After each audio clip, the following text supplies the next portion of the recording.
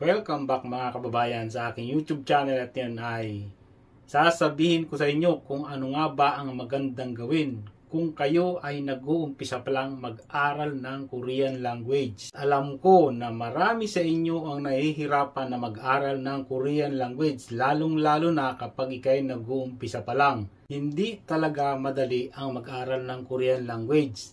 Lalong-lalo na at ito ay salita ng ibang lahi. Karamihan sa inyo ay sumasakit na ang ulo sa kaaral ng Korean language.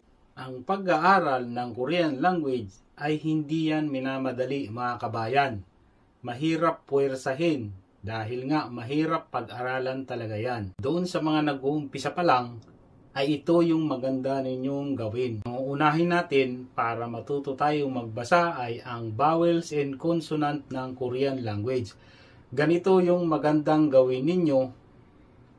Pag-aralan nyo munang isulat yung vowels and consonant na yan. At habang nagsusulat kayo, bibigkasin mo din kung ano nga ba yung sinusulat mo. Katulad ng, sinusulat mo yung A.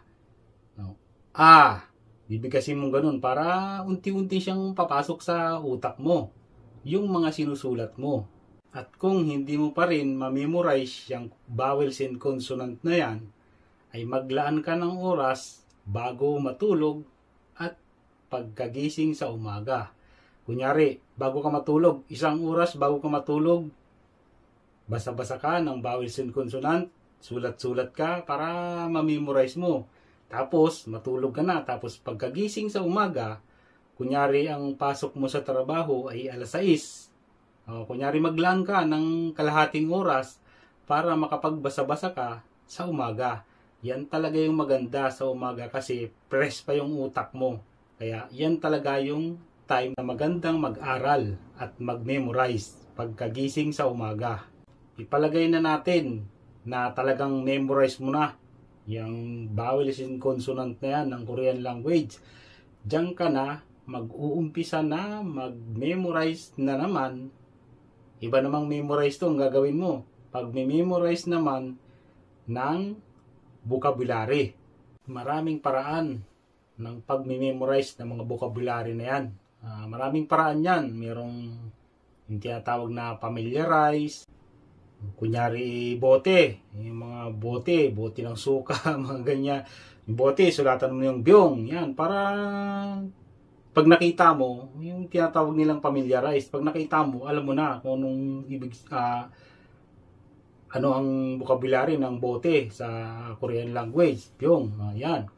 Tapos meron naman dyan yung mga pintuan, susulatan mo yan para familiarize ang tawag doon. Pintuan, bintana, yung mga bag, sulatan mo yan para mabilis siyang papasok sa utak mo. Meron pa rin dyan yung tinatawag nilang flashcard o susulat nila sa maliliit na papel. Ginawa ko rin yan dati. Tapos nasa harap yung Korean language at nasa likod yung English translation. Tapos, meron din dyang technique yung iba na mayari Ouija, yung upuan. Hahawakan nila yan. Ouija. Mga ganyan. Para, bagay, napipil nila yung merong may ganyang ginagawa. Yung katulad nung classmate ko dati sa Korean language na nakapasa din sa exam. Ganun yung ginagawa niya. Kunyari, yung kabang. Hawakan niya, kabang. May ganun daw yung ginawa niya Pero pagdating doon siguro sa mga vocabulary na wala naman sa bahay nyo, siguro sa flashcard na lang yung ginagawa niya.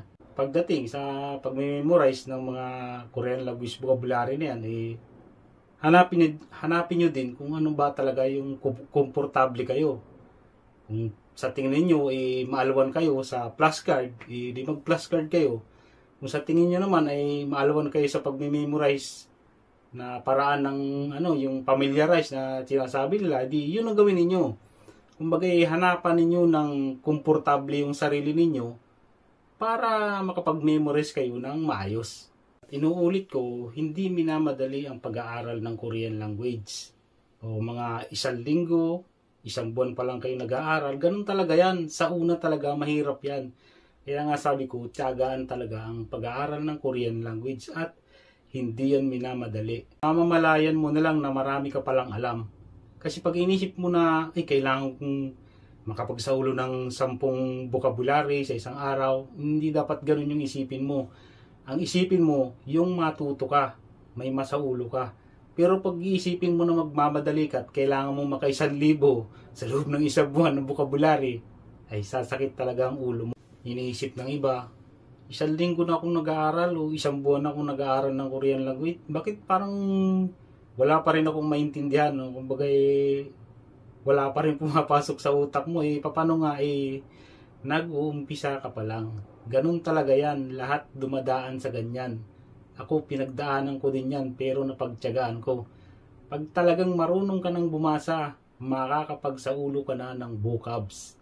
Dati nga sa akin, marami-rami na rin akong na-memorize na vocabs, Ang mahirap lang nito, yung pagdating sa sentence na, pag magbabasa ka na, yung ibang vocabs, di ko na nakakalimutan ko na yung kahulugan, kaya ginagawa ko, inuulit ko ulit, minimemorize ko ulit, kasi pag nasa sentence na yan, lalo pat may dinudugtungan na yung mga conjugate na yan, yung madagdagan niya ng, matabihan niya ng mga particles, mga subject particle, yung mga object particle na yan, yung mga rel, tapos eso, mga place particle, ay parang naguguluhan ako pag yung natabihan na siya ng mga particles na yan, parang nawawala na siya sa isip ko, kaya ulit-ulitin nyo lang. Tapos pag marami na kayong na-memorize talaga na Korean language vocabs, doon nyo na pag-aralan yung mga conjugation na yan, na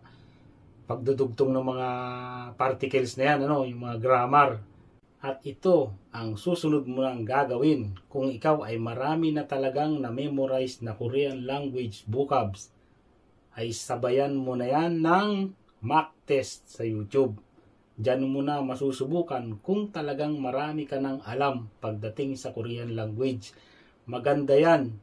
Try nyo yan kasi malaking tulong ang mock test sa YouTube pagdating sa exam. Dahil dyan ninyo makikita kung ano nga ba ang mga estilo ng tanong at estilo ng pagsagot. Yung iba nating kababayan, yung marami nang alam na Korean language vocabs, tinatry nila na mag-mock test, at yun nga laging pasado sa mock test yung practice ng exam sa YouTube, at sinasabi nila na kung lagi ba daw mataas ang score nila sa mock test sa YouTube,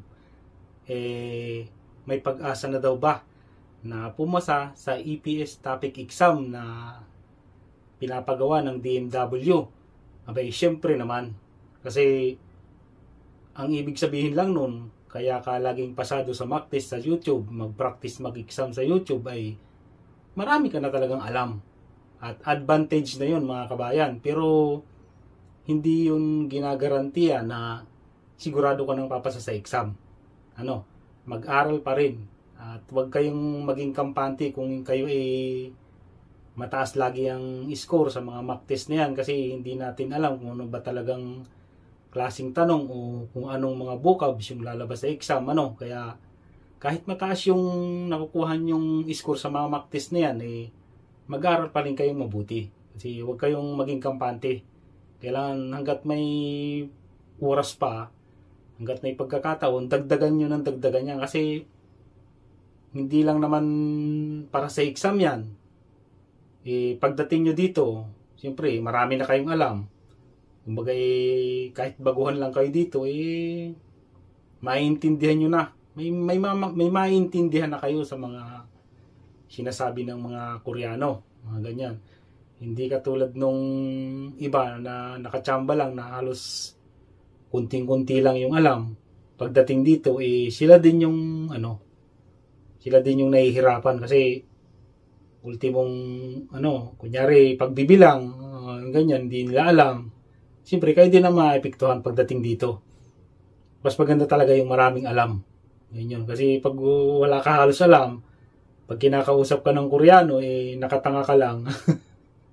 May nagtatanong nga din pala na ano daw ang madali, o listening ba o reading sa EPS topic exam.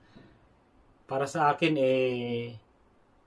madali, medyo madali ang listening, kasi parang kumbaga pakinggan mo lang dyan, palagay nating namja o yoja, lalaki o babae. Kunyari, parang ano lang yan yung parang para ka lang bibili na tatanungin mo yung, kunyari ako yung namja, ikaw yung yoja, tatanungin mo lang siya, tapos sasagutin ka lang niya. Yung, parang ganun lang yung mga tanong sa listening. Doon lang siya madadali. Sa madadali lang yan, pero maraming madali At yung sa may hirap ay ano na yan kumbaga kailangan mo na din dyan na matalas talaga yung pandinig mo na hindi basta-basta talaga yan kasi kailangan din dyan marami ka rin alam na vocabs. At yung sa madadali lang ay parang ganun lang yan yung magtatanong ka tapos sasagutin ka. Pero kailangan nakatutok ka mismo doon sa pamimilian para matukoy mo kung ano yung sinasabi. Kung ano yung sinasabi nung pinagtatanungan mo, ganun. Tapos yung karamihang lumalabas dyan sa listening, yung mga yung ano yan tumutok kayo sa picture, verb, tapos yung month, year, day, nandyan yan. Tapos yung namja, yoja, yung nag-uusap na kailangan matukoy kung ano yung pinag-uusapan nila sa multiple choice. At yan lang muna sa ngayon mga kabayan. Maraming salamat sa panonood at sana'y may natutunan kayo sa video ko ngayon. At magkita-kita ulit tayo sa susunod ko na upload ng video.